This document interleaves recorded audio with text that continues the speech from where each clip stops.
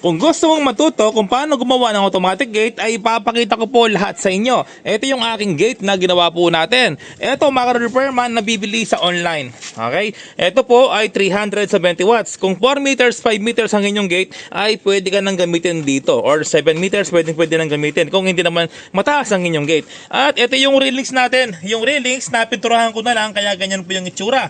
Ito ay 4 meters kasi nga 4 meters yung aking gate na ginawa. No? Kada po tabas po dito 1 meter, 1 meter, 1 meter. So 4 meters po siya. Ngayon ito ay manual. Yung manual niya ay meron siyang susi. Ito yung susi oh.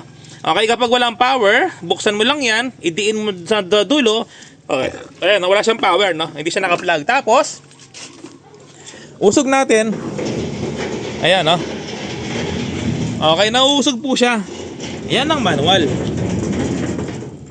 Yan ang manual. Kapag gusto mong gawin ng automatic, isarado mo lang ito, tapos ipadlock mo.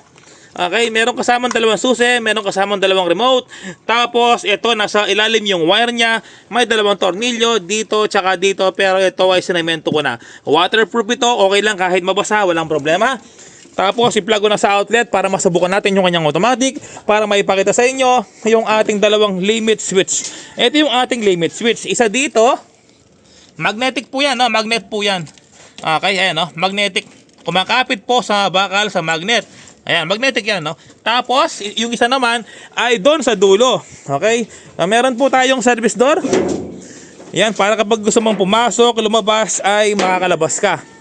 Ipapakita ko yung isang service door. Tapos, ito, angle bar ito na makapal. B yan, B. Angle bar na B. Tapos, yung ating roller na stainless ay D2. Stainless din po yan. Ayan ang ating stainless na roller. Ano po yan, no? B. B yan, B. Meron kasing roller na U. Tapos, tubo yung gagamitin sa ilalim. Ito, ginawa natin. Angle bar. Tapos, meron tayong roller na B.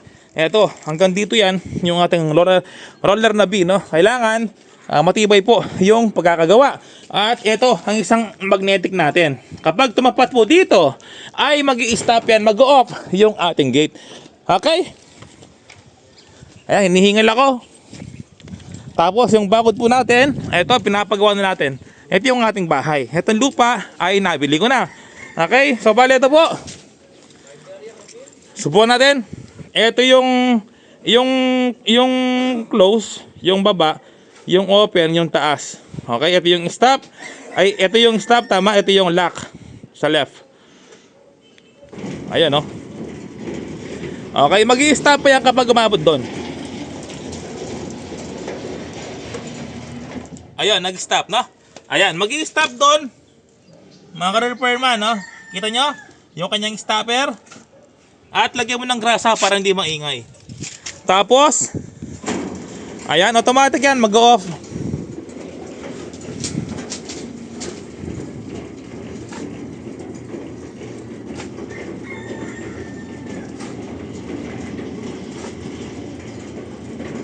Ayun, mga ka-repairman, no? O, napakadali gumawa ng automatic gate. Ayan ang kanyang stopper, yung kanyang magnet.